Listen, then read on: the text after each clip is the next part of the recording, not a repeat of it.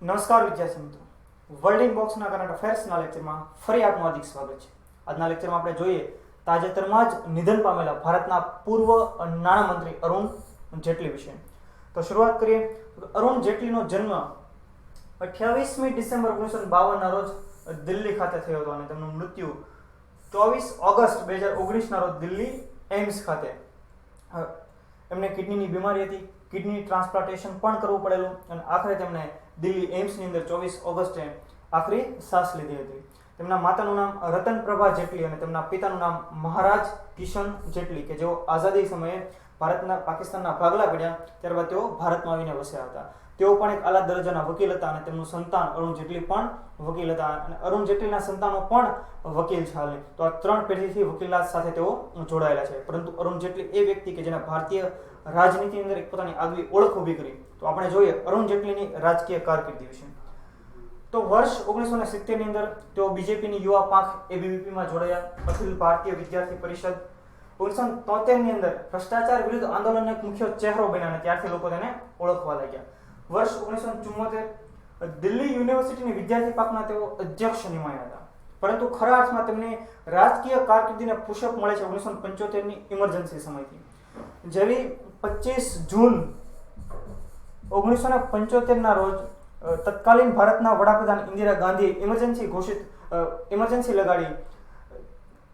પછીના જ દિવસે 26મી જૂને જેટલીએ ઇન્દિરા ગાંધીનું પૂતળું સળગાવ્યું હતું. 25 જૂનના દિવસે જ એમની ધરપકડ કરવા માટે આવેલા, પરંતુ અરુણ જેટલી ત્યાંથી ભાગી છૂટવામાં સફળ રહી છે અને 26 જૂને ઘણા લોકોને ભેગા કરીને ઇન્દિરા ગાંધીનું પૂતળું સળગાવે છે. આ દરમિયાન તેમની ધરપકડ થાય છે અને તેમણે 19 માસનો જેલવાસ ભોગવવો પડે છે.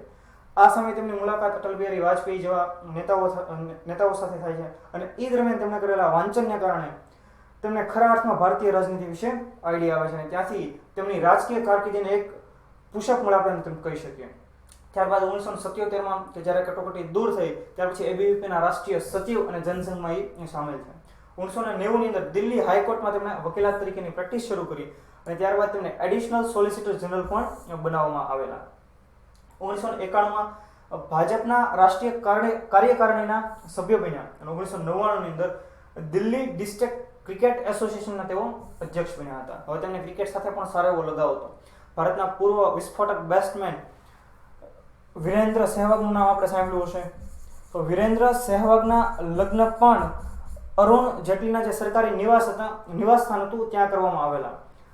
અને વર્તમાનની અંદર દિલ્હી ડિસ્ટ્રિક્ટ ક્રિકેટ એસોસિએશને એક એવો નિર્ણય લીધો છે કે દિલ્હીનું જે ક્રિકેટ સ્ટેડિયમ છે ફિરોઝ શાહ કોટલા, આવે તેને અરુણ જેટલીનું નામ આપવામાં આવશે અને એના માટેનો કાર્યક્રમ 12 સપ્ટેમ્બરના રોજ યોજાનાર છે અને ત્યારથી ફિરોઝ શાહ કોટલાને આપણે અરુણ જેટલી ક્રિકેટ સ્ટેડિયમ તરીકે ઓળખશું.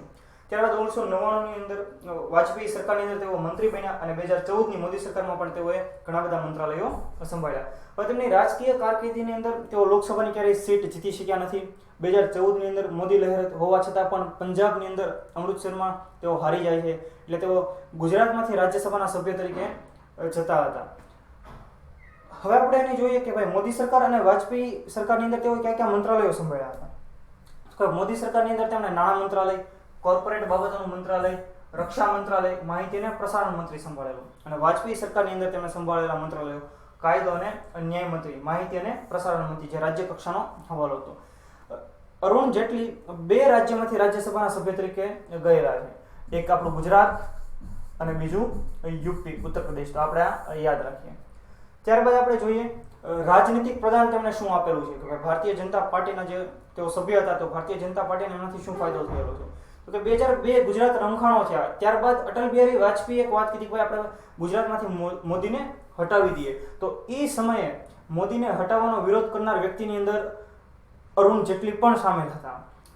ત્યારબાદ 2003 મધ્યપ્રદેશ વિધાનસભાની ચૂંટણી. તો એ સમયે અરુણ જેટલીની જવાબદારી મળી મધ્યપ્રદેશ વિધાનસભાની ચૂંટણીમાં અને એમણે દિગ્વિજય સિંહને હરાવ્યા અને શિવરાજસિંહ ચૌહાણને સત્તા આપીને ત્યારબાદ શિવરાજસિંહ ચૌહાણે 15 વર્ષ એટલે કે 3 ટર્મ સુધી મધ્યપ્રદેશના સીએમ તરીકે કાર્ય કર્યું.